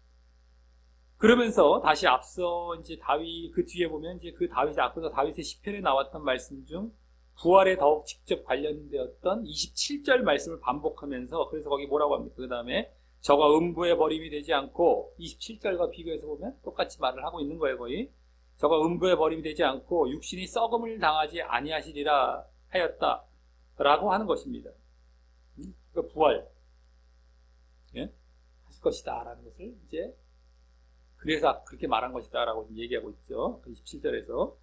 그리고 다음 32절은 구약에서 그렇게 말을 하고 있었다는 겁니다. 다윗이 부활할 것이라고, 그리스도에 대해서. 자, 그리고 다음 32절은 이 예수를 하나님이 살리신지라, 즉 살리셨다는 건 부활케 일으키셨다는 말이에요. 아까처럼 원어상으로는 그때 부활케 하셨다. 하나님이 이 예수를 하나님이 부활케 하셨다라고 하면서 우리가 다 이 일의 증인이로다라며 그 구약의 예언이 다윗의 시편에 나왔던 예언이 예수님을 통해 확실히 이루어졌음을 밝히면서 그러기에 예수님께서 구약에 예언된 그 메시아이자 그리스도이심을 아주 확실히 하려 하는 것입니다. 자, 봐라. 예수님이 바로 그리스도이시다. 이게 성취가 되었지 않느냐. 하나님이 살리셔서. 그래서 예언이 성취가 됐고, 그래서 바로 예수님이 그리스도이시다. 왜냐하면 다윗은 메시아 그리스도를 보며 예언한 것이었는데 그 예언이 예수님에 의해서 성취가 되었거든요. 그 예수님이 그리스도라는 것이죠. 자신에 대해서 예언한 것이 아니라 그 부활을 아까 다윗의 시편에서 그거 앞으로 미래에 있을 그리스도에 대해서 예언한 것인데 누군가 와서 만약에 부활한다면 그가 그리스도겠네? 그치? 근데 봐, 하나님이 예수님을 부활케 하셨어. 그러면 예수님이 바로 그리스도이신 거지? 이 얘기한 거예요. 그래서 예수님이 바로 그리스도와 주님이 되신다라는 것을 여기서 지금 계속 논증하고 밝히고 있는 겁니다. 부활이라는 사실로, 부활하신 사실.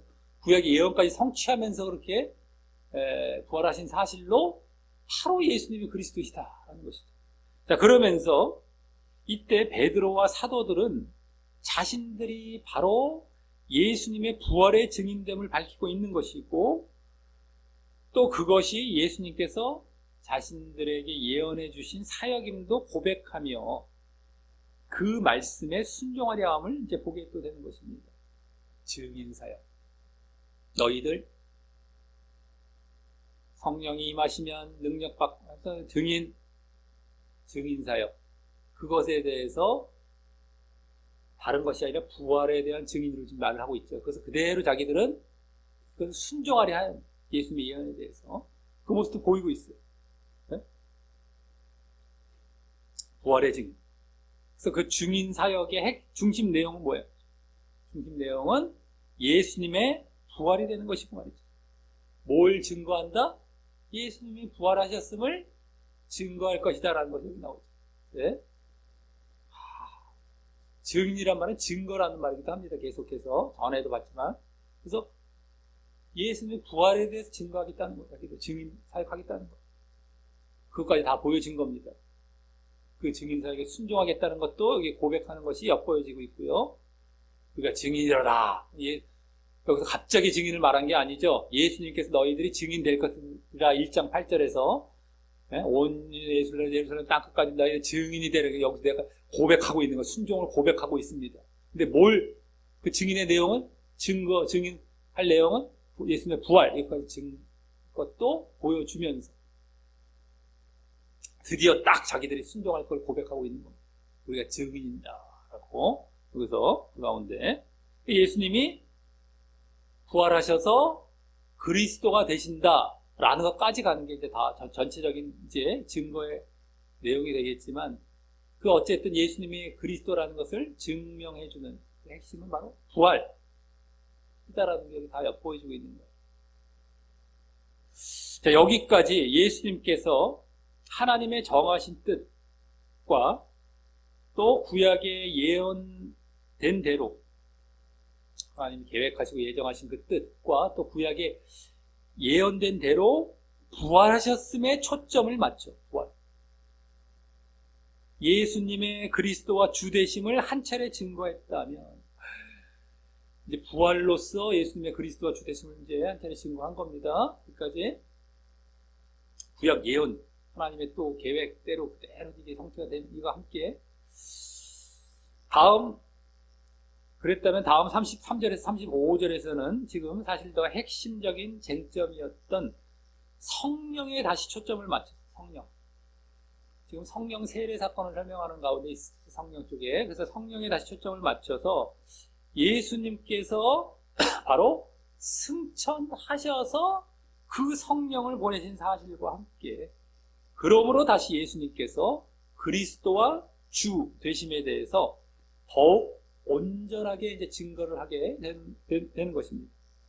자, 먼저 33절은 맨 앞에 이제라는 말이 생략이 되어서 하나님께서 오른손으로 예수를 높이심에 그가 약속하신 성령을 아버지께 받아서 너희 보고 듣는 이것을 부어주셨다. 네? 이것을, 성령도 부어주셨고 거기서 이런 현상까지 또 포함이 되게 해서 이것을 부어주셨다. 보고 듣는이라고 했기 때문에 성령과 함께 막 방언이 나타나는 어떤 이런 여러 가지 이거를 부어주셨다라고 드디어 예수님께서 승천하신 후에 이제 뭐예요? 성령이 나오죠. 성령을 드디어 이 하나님께 받아서 거기서 보내셨어. 예수님께서 하나님께 받아 보내신 거예요. 하나님께 받아서. 예수님이 보내시지만 하나님께서 받아서 영을 보내시고 예수님 영, 하나님의 영. 어쨌든 그래서 앞서 요엘서의 예언도 성취하셨을 뿐만 아니라 요엘서의 예언도 성취하셨죠. 말세가 되면 이렇게 하나님의 영이 임해서 성령이 임해서 이렇게 예언할 것이다. 이것도 성취하셨을 뿐만 아니라 또 지금 자신들이 유대인들이 그와 같이 자신들이 지금 그 모인 무리들이죠. 지금 사도들과 제자들이 그와 같이 불의 혀나 바람 소리도 담긴 시각적이고 청각적인 그런 방언, 여러 언어를 말을 하는 등 이 성령 받은 현상이 나타났다라고 이제 분명히 여기 진술을 하는 것입니다. 보고 듣는 이게 바로 그거죠. 보고 불의 혀도 보여졌었고 듣고 이런 건 바람 소리도 들렸던 데다가 지금 유대인들에게는 뭐예요? 방언 쪽이 가깝죠. 여러 언어 말하는 거. 예수님이 그렇게 하셨다. 그리고 여기 오른손으로 예수를 높이셨다라는 것은 오른손, 하나님의 능력의 손, 어쨌든 하나님의 능력으로 예수님이 높이셨다는 건 이제 승천하시고 또 높이셨다는 건 존귀케 되신 거, 영광스럽게, 이까지 다 포함돼서 영광스럽게 되셨음을 말을 하는 것인데, 승천과 영광스러운 자리에 들어간 것. 이거 어쨌든 이것을 말을 하는 것인데, 그 사실을 더 구체적으로 34, 35절에서 이번에도 다시 구약 예언의 말씀을 그 근거로 해서 그 승천의 사실을 이제 밝힙니다. 예수님의 승천. 이것도 예수님께서 구약 예언을 성취하셔서 그렇게 된 것이다라는 것을 보여주는 거죠. 유대인들에게 그들도 나름대로 알고 있을 구약 말씀으로 자꾸 이게 성취된 걸 보여주므로 그게 바로 예수님에 의해서 다 이루어졌기 때문에 예수님이 바로 메시아라는 걸 자꾸 그리스도라는 걸 보여주는 거예요. 구약에 이제 이것이 바로 메시아에 대한 예언이기도 하는 것도 설명도 해가면서 이게 바로 다 이제 예수님 메시아다, 그리스도다. 자, 그래서 이번에도 구약 다윗의 시편입니다. 오늘 세 가지 중에서 두 가지가 다윗의 시편이 되죠. 첫 번째는 요엘서였고요. 두 번째 다윗의 시편. 오늘 여기도 다윗의 시편. 이게 세 가지가 구약 말씀 인용이 된 건데, 다윗의 시편 여기서는 이제 110편 1절의 예언의 말씀을 인용하는데, 그 말씀이 이 또한 다윗이 아닌 메시아 그리스도에 대한 예언이었음을 이제 보이는 것입니다. 그래서 34절은 맨 앞에 왜냐하면 이런 말이 생각이 되어서 이제 말을 하기를, 다윗은 하늘에 올라가지 못하였으나 라고 하면서 또 뭐라고 합니까? 친히 말하여 시편을 통해 이제 이렇게 말했다라고 합니다. 시편을 통해 이렇게 말했다. 이 시편은 예수님께서도, 이 부분은 이제 예수님께서도 당신이 그리스도이심을 밝히시기 위해서 인용하신 적이 있던 말씀인데, 거기 뭐라고 하는 말씀입니까? 주께서 내 주에게 말씀하시기를 내가 내 원수로 내 발등상 되게 하기까지 너는 내 우편에 앉았으라 하셨도다라는 말씀입니다. 이거 이제 예수님도 인용하시면서 다윗이 어떻게 내 주라고 얘기했겠니? 그게 바로 나를 가리킨 것이다 라고 이제 예수님께서도 공생애 때 말씀하신 적이 있었죠. 어쨌든 그 말씀인데, 예수님께서는 이 말씀을 통해 다윗이 그리스도를 주라 칭하였은즉, 주 여기서의 주는, 여기 보면 아까 주께서 내 주 얘기할 때 이 주인가 저 주인가, 주께서 내 주 두 개 나오죠. 주가 두 번 나와요. 주께서 내 주에게, 이게 똑같은 주입니까? 다른 주죠. 주께서, 이분께서 이 주에게, 이분이 이 주가 저 주께, 이게 그러니까 주께서 주에게 말씀하셨다는 거니까 똑같은 사람이 똑같은 사람한테 말을 할 수 없다는 거예요. 주와 주. 이거 어떻게 될까요? 주께서 하나님이고 내 주에게, 이게 이제 그리스도가 되는 거예요. 주께서 내 주에게, 요걸 이제 예수님께서 요 뒤에 나온 내 주죠. 어떻게 다윗이 그리스도를 주라 칭하였은즉 어찌 그의 자손이 되겠느냐라고 말씀하셨죠. 내가 다윗의 자손이 아니다. 다윗의 자손이면 어떻게 주라고 그리스도를 얘기했겠니? 내가 그리스도고 나는 자손이 아니야. 다윗의 자손이 아니야.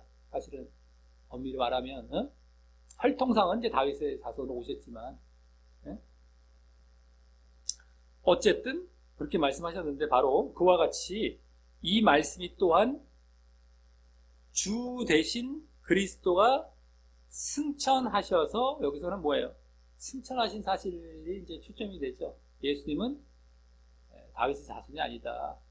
뭐 이런 걸 밝히신 데 사용하셨지만 여기서 승천입니다. 승천. 그래서 하나님 우편에 앉으실 사실. 내가 내 원수로 발등상 되게 하기까지. 발등상은 이제 발판, 뭐 발 아래에 있다, 뭐 이런 거예요. 원래 발 아래에 있게 하기까지. 이거는 굴복시키고 정복하는 걸 말해요. 원수는 마귀가 되죠. 그래서 나중에 그 마귀 원수를 다 멸하겠다. 마지막 때까지, 거의 이제 종말 때까지, 그때까지 내 우편에, 하나님 우편에 앉았으라. 그러니까 하나님 우편 승천하셔야만 할 수 있기 때문에 여기서 승천하셔서 하나님 우편에 앉으실 사실에 대한 그 예언의 말씀임을 지금 말한 것입니다. 그리고 그러기에 그곳에서 뭐예요? 하늘에 오르셔서 아까 성령을 보내신 것도 증거하게 된 것이 함께. 아까 그 말을 했지 않습니까? 예수님께서 이제 바로 거기서 성령을 보내셨다. 네? 그걸 설명해 줍니다. 그걸 승천하셨던 것. 그래서 거기서 성령을 보내신 것, 그게 바로 예수님이셨다라는 것까지. 예수님이 성령 보내신 거야. 예수님이 승천하셨고, 요거 설명한 겁니다. 성령과 관련해서 이제 말을 하되, 바로 예수님이다.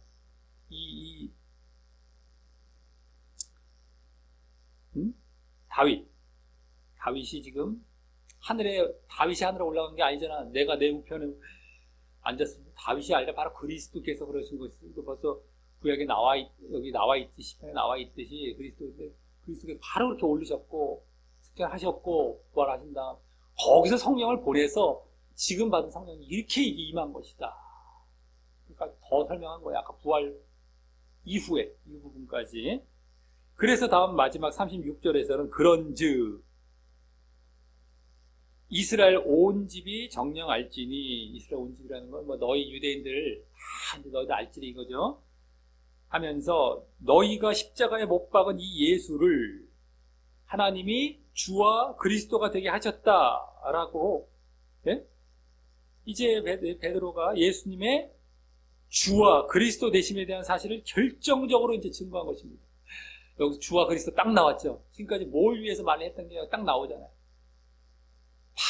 바로 주와 그리스도는 예수님이시다 이거예요.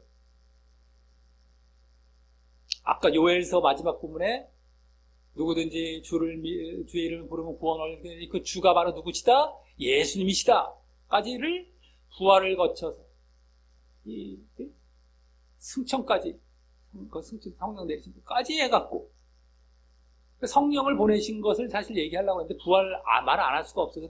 부활 승천을 말 안 할 수가 없는, 거기서 예수님이 보내신 것을 말을 하기 위해서.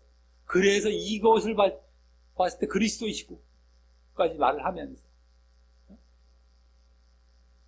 함께 이걸 설명하면서 바로 예수님이 그리스도, 주와 그리스도다라는 걸 보여주고 있고. 그래서 부활은 아까 또 32절에서 사도들이 증인이라고 했죠. 너희들이 혹시 못 봤을지라도 우리는 분명히 봤어. 본 자들도 많어. 라고 하면서 분명히 부활에 대해서는 뭐예요? 그것도 빼도 박도 못하는 실제적인 사실이죠. 우리가 직접 봤던 증인이기 때문에. 그리고 또 그 이후 성령을 보내신 것은 구약 예언까지 성취하며 승천하심으로 이루어졌다 했기 때문입니다. 승천도 사실은 직접 보기도 한 것이죠. 지금 뭡니까? 거기서 성령을 보내신 사실을 이제 말하기 위해서 승천은 더 말을 하고 있지만, 더 비중이 큰 건 나중에 부활 쪽이 되는 것입니다.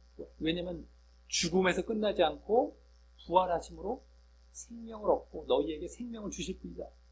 주님이시다. 라는 것을 이제 말을 하기 위한 것이죠. 지금은 성령을 주셨던 것을 말하기 위한 것이니까 승천까지 간 것이지만, 자, 그리고 이렇게 하여서 사도들은 이제 처음으로 예수님에 대한 증인 사역을 또 성취하게 된 것입니다. 예수님을 증거했잖아요, 지금. 주와 그리스도라. 부활과 승천을 이제 이렇게 주로 말을 해서. 그래서 처음으로 증인 사역에 대해서 예수님이 예언해 주셨어요. 1장 8절. 너희에게 성령이 임하시면 너희가 능력을 받고, 증인. 그것이 이제 처음 성취를 하게 된 장면, 증인 사역. 지난주는 뭐다? 지난 본문은 성령 세례 성취, 오늘은 증인 사역 성취. 이게 처음으로, 물론 증인 사역이라는 건 한 번으로 끝나지 않죠. 성령 세례는 한 번, 물론 그것도 한 번이 아닙니다. 뭐 다른 사람들에게까지 다 포함하면 그 사람들에게는 다 한 번씩이니까 뭐 여러 번이 되겠, 전체적으로 여러 번이 되지만 각자에게는 다 성령이 이렇게 임하게 되죠. 근데 한 번 임했다고 영원히 안 떠나는 거 아니에요. 한 번, 그런 차원의 한 번이 아닙니다. 처음 임할 때가 이제 그 세례가 되는 것이고, 그게 안 떠나는 게 아니에요. 소멸됩니다. 성령은요. 자기가 육으로, 죄를 짓고 육으로 가버리면 다 소멸되는 거예요. 또 이것도 거짓으로 가르치는, 이게 또 하고, 한 번 오면 뭐 안 떠나! 이런 식으로 또 잘못 한 번이라는 단어를 붙들고 또 왜곡할까봐 또 분별시켜 드리고 가는 겁니다. 처음 임할 때가 성령이 세례고, 누구든 간에 처음에 그때가 있잖아요. 근데 어쨌든, 제자들에게는 이게 처음이고, 이것도 증인사역도 이게 처음인 거예요. 증인사역도 계속 보여 나가게 되죠, 앞으로도. 처음 한 거예요, 처음. 자, 이로써 오늘은요, 지난 본문에서 보여진 성령 세례가 성취된 사건에 이어서, 지난 본문은 성령 세례가 성취가 되었어요. 그것에 이어서 그 사건에 대해서, 성령 세례 사건에 대해서 유대인들에게 사도들이 설명하는 가운데에 이 사도들의 증인 사역의 성취가 처음으로 보여지게 되는 본문이었습니다. 지금 전체 큰 흐름은 그거죠. 성령 세례 성취, 오늘은 증인 사역 성취. 출발은 어디서부터? 1장 8절 예수님의 예언. 그때 이걸 놓쳐서는 안 돼요. 이게 지금 먼저 이루어지는 것이 큰 맥락이에요. 이 가운데에 뭐 성령에 뭐 이렇게 뭐 임하고 여러 가지 뭐 여러 가지가 나오지만 이게 이제 큰 맥락입니다. 이게 오늘 본문에서는 큰 흐름과 주제예요. 증인사역 성취가 됐다는 것. 자, 그래서 먼저 베드로를 중심으로 한 사도들이 유대인들에게 이제 설명하기를, 성령 세례에 대해 설명을 하기를, 성령 세례로 인한 여러 언어 현상이, 여러 언어가 막 나타나고 여러 언어를 너희들 다 알아듣게 막 말했던 그 현상이 술 취한 것이 아니라 구약 요엘서의 예언처럼 말세가 되어 하나님의 영을 받아서 예언의 현상이 나타난 것이다. 예언. 그게 요엘서의 예언, 이미 예언되었었거든요. 이미 요엘서에 그때 이 예언과 예언이라는 건 결국에는 하나님 말씀입니다. 어쨌든 간에 그 예언, 현상이 나타난 겁니다. 하나님 말씀 현상이 나타난 것이다. 또 이제 그렇게 성령 받게 된 원인인, 예? 그럼 누구에게 성령이 갑자기 임하죠? 왜 임하죠? 성령은 왜? 그것은 주를 믿어야 되는 것이죠. 그 성령의 받게 된 원인 주를 믿는 거죠. 예수님이 오셨으니까 주를 믿지 않으면, 근데 그 주를 믿지 않으면 구원이 아닌 심판을 받을 것임을 함께 보였습니다. 요엘서의 예언의 성취가 이루어진 것이고, 거기도 나왔듯이 또 믿지 않으면, 이제 주를 믿지 않으면 이제 심판으로 가는 거예요. 그것도 함께 보였습니다.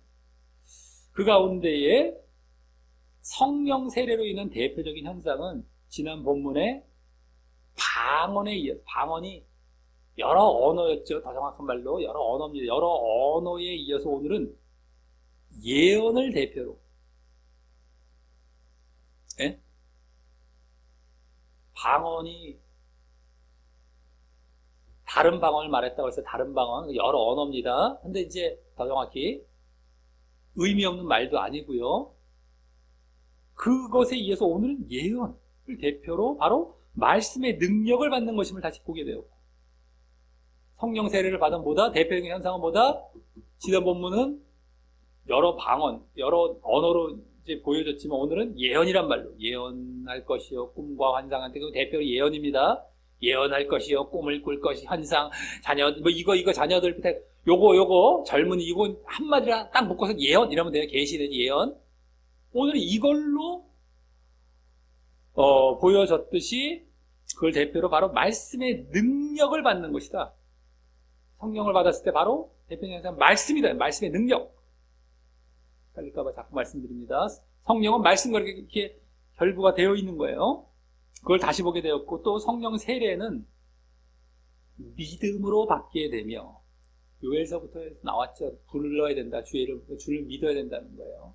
거기서 다 보여서 믿음으로 받게 되며, 그래서 또 구원과도 이어지는 것임을 보게 되었습니다. 그 가운데 첫 번째 오늘 보면, 다음 그 믿음의 대상인 그럼 주와 그리스도, 주를 부르라, 주를 믿으라고 했는데 요엘서에서 그 주와 그리스도가 바로 예수님이셨다라는 것에 대해서 논증하기를, 예?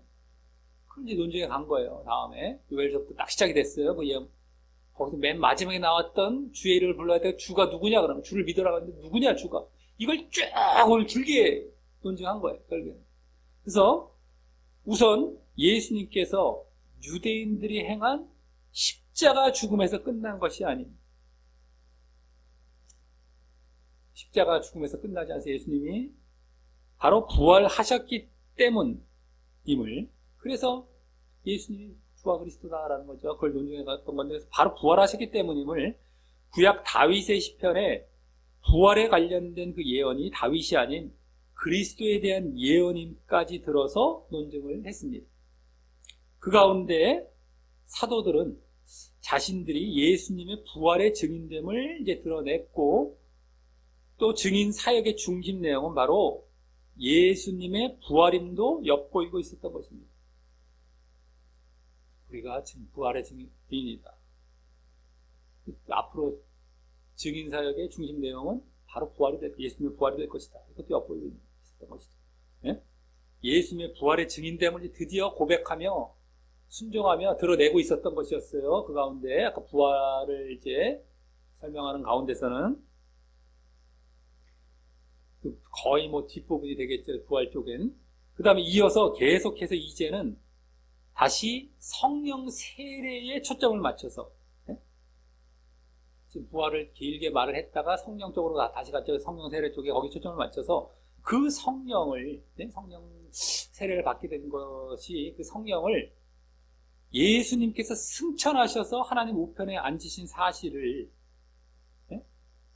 다시 구약의 다윗의 시편이 다윗이 아닌 예수님에 대한 예언임을 들어서 논증하면서 거기 그 하늘에서 하나님 우편에서 거기서 하나님께로부터 받아서 부어주심으로 그렇게 여러 언어 현상이 나타났다고 하며 여러 언어 현상이 나타났다고 하면서 다시 예수님의 그리스도와 주 되심을 더욱 직접적이고 온전하게 증거했던 것입니다.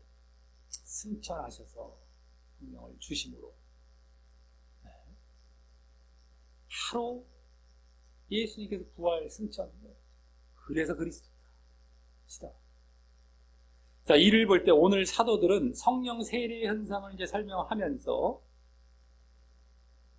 그 성령 세례가 예수님의 부활과 또 이후 승천으로 하나님 우편에서 성령을 부어주심으로 이루어졌음을 구약 예언과 함께 보이는 가운데에 예수님의 주와 그리스도 되심을 증거하게 됨으로써 이 증인 사역의 성취를 처음으로 이제 보이게 된 것이었습니다. 증인 사역의 성취 딱 처음 나온 거예요. 이거 설명하다가 이 성령 세례 설명하다가 왜 성령이 임했나? 예수님이 부활하셔서 승천해서 거기 성령이 보내셨거든요. 그런 가운데에 그 주와 그리스도 되심, 그리고 또 주를 믿어야 된다는 것도 그 가운데 이제 설명하는 가운데 나오고 있었고요. 그래서 이게 바로 증인사역의 성취가 된 거예요. 처음으로 설명하다가 성령을 받아서 능력을 받아서 이렇게 하는데, 지금 이 처음 현상은 성령을 받은 그 현상을 설명하다가 전한 거예요. 그렇게 돼버린 겁니다. 주와 그리스도 되심을 예수님이 증인사역을 처음으로 성취하게 된 거예요. 그리고 그 가운데에 지난 본문의 방언 현상, 여러 언어를 말한 현상, 알아듣는 언어로, 그 알아듣는 언어인데 그 내용이 뭐다? 복음이었어요. 알고 봤더니 하나님의 큰 일을 말하는도다. 복음이에요, 복음. 복음이 담긴 내용이 그냥 막 알아듣기도 하는데 그냥 랄랄랄랄라 하는 거에 대해서는 무슨 말은 안 알아듣겠어, 그냥. 근데 그게 무슨 말이 아니라, 그냥 아무 없는 의미 없는 알아듣는 말이 아니라 복음이 담긴 말이었단 말이에요. 더더욱이 지난 복음 방언. 그래서 우리가 그냥 은사로 받는 방언과도 많이 다른 게, 그래서 더더욱이 다른 거예요. 지난 본문의 방언은. 어쨌든 그 가운데 이제 지난 본문의 방언 여러 언어 현상은 오늘 예언이란 말로 보여져서, 오늘은 이제 요엘 그 서 가운데 나왔죠. 예언할 것이요. 환상과 꿈, 이거 예언이라고 지금 하나로 이제 묶어서 말을 하는 겁니다. 그게 결국 예언이기 때문에. 그래서 지난 보면 여러 언어로 나왔지만 오늘은 예언이란 말로 보여져서, 사실 은사로 말하자면 지난 본문의 방언 은사보다도 오히려 예언 은사에 가까운 것임을 알게 되었어요. 지난 본문에서 제자들이 막 성령을 받아서 막 방언을 말했는데, 그래서 올랄랄랄랄랄랄라 이런 어떤 은사 방언이 아니라, 알고 봤더니만 그 안에 복음이 담긴, 오늘은 예언이라고 말했던 그 예언과 그때 지난 본문의 방언과 일치가 되는 거예요. 우리 고린도전서 12장의 은사장에 보면 방언과 예언 따로따로 얘기하잖아요. 방언의 은사 따로, 예언의 은사 따로, 서로 막 어떻게 보면 막 경쟁까지 하듯 그 바울이 막 기술하지 않습니까? 야, 방언보다 예언하려고 하나, 이런 정도까지 막 전혀 다른 것처럼 얘기하는데, 알고 봤더니, 제대로 봤더니만 지난 본문의 방언이 오늘 예언과 같은 거예요. 사실 알고 예언 차원. 알고 봤더니. 그래서 방언의 은사와는 다르다는 거예요. 더더욱이. 오히려 은사, 12장에 나오는 은사로 보자면 예언의 은사 쪽에 가깝다는 거예요. 그 12장에 은사들이 쭉 나오는데 맨 앞부분에 어떤 은사가 나옵니까? 앞부분에 어떤 은사가 나와요? 우리가 옛날에 고린도전서를 봤었을 때, 나중에 보십시오. 말씀과 가르침의 은사가 앞에 나와요. 잘 알아야 됩니다. 우리가 은사도 성령의 은사잖아요. 성령을 받아서, 은사를 받아서 그래서 사역을 하기 위한 은사인데 다 그거예요. 은사 받아서 자기적으로 하고 자기 영광 드러내고 자기 유명해지라고 주는 은사가 아닙니다. 하나님의 그 사역, 증거 사역을 하기 위한 건데, 그래서 앞부분에 보면 뭐가 나오냐면은 쭉 몇 가지 은사 나오잖아요. 고린도전서 지금 쭉 나오는데 앞에 보면은 말씀과 가르침의 은사가 앞부분에 다 차지하고 있어요. 그 다음에 뒤에 갈수록 예언도 나오고 또 방언 나오고, 그 다음에 병 고침 능력 행함, 요게 뒷부분에 나오는 겁니다. 신비적인 어떤 걸 좋아하는 것들 다 뒷부분에 우리 옛날에 다 봤던 거죠. 그 가운데에 예언을 또 바울도 높이잖아요. 그 가운데서 예언하라고 하라 나중에 막 그러잖아요. 나중에 그만큼 신비가 중요한 게 아닙니다. 방언은 약간 의미 없는 방언 있잖아요. 이거는 신비 쪽에 좀 가까운 게 되는. 그러지 말고 예언하라 말씀 쪽이죠. 그게 다 성령. 거기서도 얘기 나온 것처럼 여기서도 마찬가지예요. 이런 것도 있긴 있지만 그게 그렇게 정한 건 아니란 말이에요. 비중이 있는 게 아니에요. 말씀 쪽에 말씀. 그러다 보니까 오늘 지난 본문의 방언도 오히려 12장에 나온 은사 중에 보면 방언의 은사가 아니라 예언의 은사 쪽이었다는 거예요. 사실 지난번에 말했죠. 그때와는 다르다고 이 방언과 다르다고 했더니만 다르긴 달랐는데 알고 봤더니 지난번에 방언은 다르긴 다른데 오히려 그 형제가 된 건 예언 쪽인 거야. 이쪽의 형제가 아니라 예언의 은사 쪽의 형제가 돼버리는 한마디 이런 격이 된 겁니다. 알고 봤더니 그래서 다른 거였구나. 이제 이게 드러나는 것이죠. 근데 다만 방언이란 말을 같이 써놨던 거죠. 여기도 방언. 왜 근데 그렇게 했을까? 원어상도 방언이라는 말을 써서 방언이라는 건 지방말이라고 했죠. 다른 그냥 언어라고 했죠. 원래 원어가. 그러니까 여기서는 의미 있는 언어로서의 방언, 여기서 의미 없는 언어로서의 방언. 근데 같은 말을 쓴 것뿐이에요. 그러니까 뭔가 입에서 나오니까 언어잖아요. 의미 없는 말들도. 네? 근데 그것도 언어식으로 나오니까 언어라는 말을 써서 이제 원어상은 언어라는 말입니다. 방언 이제 우리 말로 이제 바꾸다 보니까 방언 나왔죠. 똑같아요. 언어라면 쓴 거고 여기도 언어 쓴 거예요. 근데 여기는 의미 있는 언어, 여기 의미 없는 언어. 여기 은사 쪽이고 그냥. 네? 저기는 의미 있는 알고 봤더니 예언 쪽 복음이 담겨 있고. 왜냐하면 오늘 그것에 대해서 설명하다가 그것을 요엘서의 예언으로 말을 했단 말이에요. 지금 성령을 받아 예언할 것이다. 그게 지난 본문에 성령 세례를 받아 방언은 여러 언어 말한 것을 오늘 예언으로 직접 얘기해주고 있었단 말이에요. 이게 예언의 은사 쪽에 가까운 거예요. 굳이 고린도서 12장의 예언으로 말하자면 이게 또 드러난 겁니다.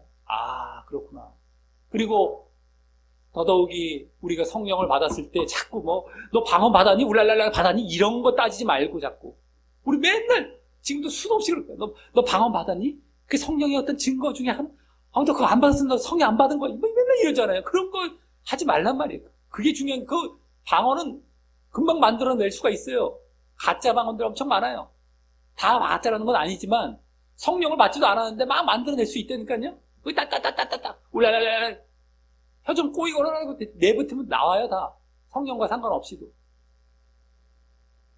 그리고 막 만들어내는 방언 되게 많이 들어요. 이렇게 기도원 같은 데 듣기도 하고 막 들어오면 저분은 성령의 게 아닌 느낌이 확 들어요. 확 들어요. 봐도 억지로 만들어내고 그냥. 근데 그걸로 되게 막 따지고 막 이거 하잖아요. 근데 성령은 그런 것이 중요한 게 아니라 오히려 뭐다? 말씀을 받는 것. 말씀 쪽에 결국 말씀의 능력을 받게 되고, 말씀을 담대히 가서 전하고, 가감 없이 전하고, 담대하게 전하고, 타협하지 아니하기도 하고, 이게 다 포함이 되는 말씀 쪽에 관련된 거예요. 신비적인 것이 아니라 신비적인 것이 아니라. 성경을 받으면 다 신비 쪽에도 갔다가 막 쓰기도 하고 말이죠. 근데 지난 본문에도 그렇고 바로 그것이었다는 거예요. 이게 이제 예언 쪽에 오히려 가까운 거구나. 우리가 자꾸만 그런 식으로 자꾸 우리가 이 성령을 받았을 때 방언 자꾸 해갖고 막 결부시켜갖고 너무 그걸 하지 말아야 되는 거예요. 그리고 성령을 받았을 때 여러 현상이 다른 것도 나타날 수 있는데 왜 꼭 그것만 입고 갖고 꼭 얘기를 합니까? 그것도 웃긴 거고요.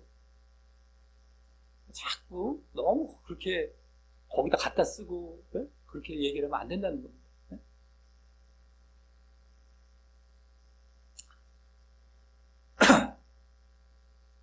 자, 그래서 또 지난 본문의 방언 현상은 앞으로 사도들과 제자들의 복음 사역에 있어서의 예언과 말씀의 능력을 받음을 예표한 것이 되는 것인데요.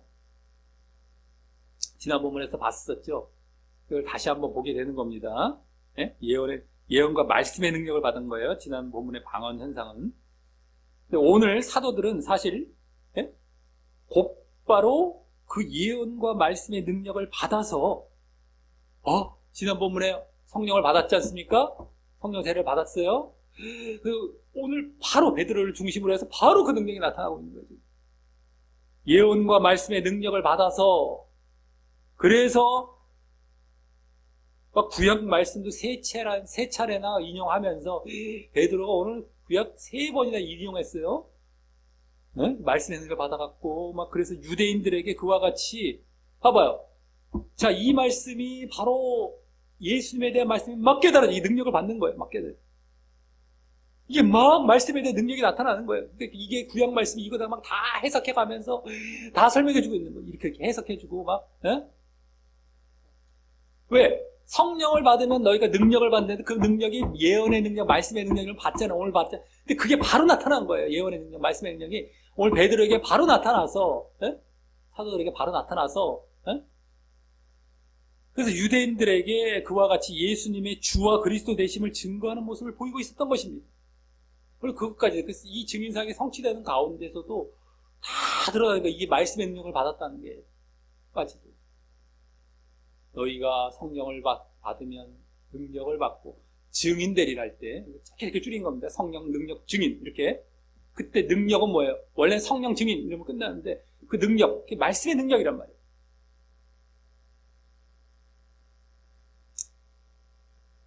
자, 그리고 그 증거를 위한 근거는 예수님의 부활과 승천이었지만요. 오늘 그 주 되심, 예수님의 그리스도 되심에 대한 근거로 말을 하는 그 내용은 뭐예요? 부활과 승천, 예수님의 부활과 승천이었죠. 오늘 이렇게 주가 되었지만 그중 또 부활은 사도들이 직접 목격한 것으로서 또 나중에도 그렇고 지금 성령 때문에 그렇지만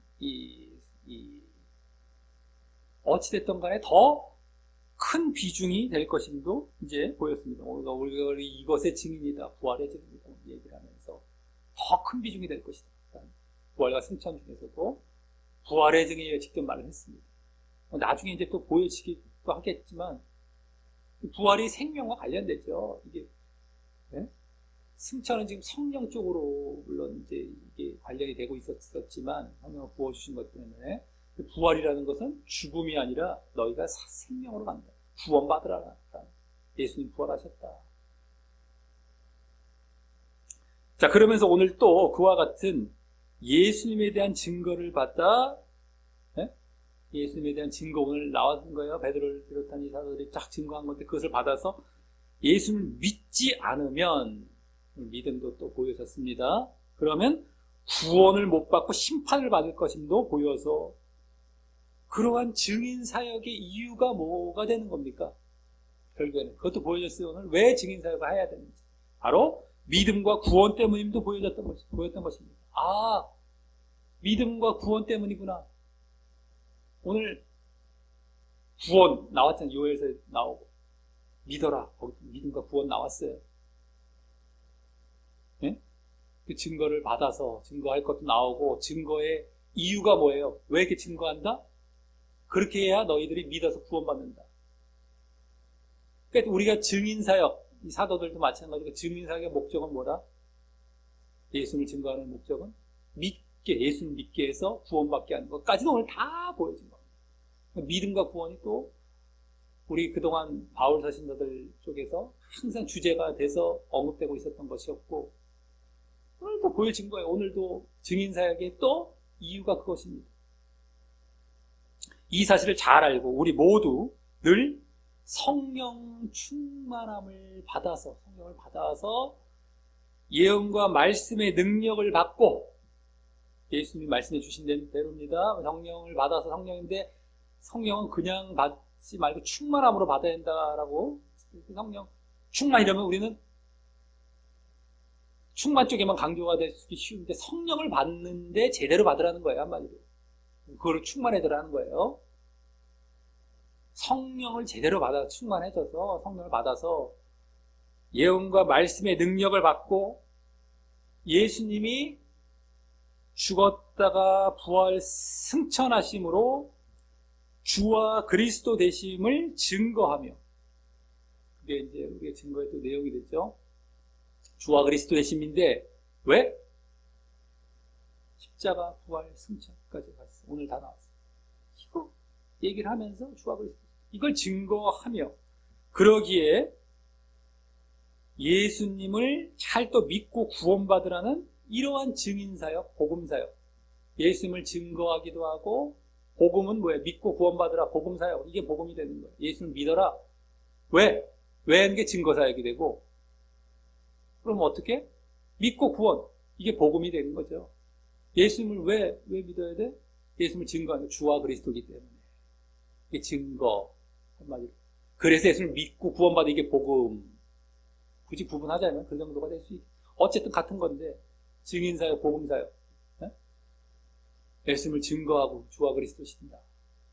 십자가와 부활. 이게 이제 증거 쪽이지. 예수님이 십자가와 부활. 예수님이 주와 그리스도시다. 그때 믿고 구원받으라, 이건 복음사역이 되는 거예요. 똑같은 거긴 하지만. 좀 더 분리를 해보자면 오늘 다 보여줬습니다. 그것을 잘 감당하시기를 바라겠고, 또 그 출발인 그런 걸 이제 오늘 증인사에 성취하면서 오늘 보여줬어요. 우리도 이렇게 나가야 되겠죠. 근데 그 출발인 성령 충만, 아까 받아야 된다고 했는데, 그것을 위해서, 성령을 받기 위해서 우리가 먼저 예수님을 제대로 잘 믿고 믿는 그 모습, 믿음으로 인해서 성령이 오늘 받아진다는 거 보여줬어요. 잘 믿죠. 그 다음에 믿어서 또 구원으로도 가고 있는 거죠. 성령 충만뿐만 아니라 그래서 구원으로도 가는 그 모습 가운데 성령이 또 임하고 있어서, 그래서 이제 증인사역을 하는 겁니다. 복음사역을.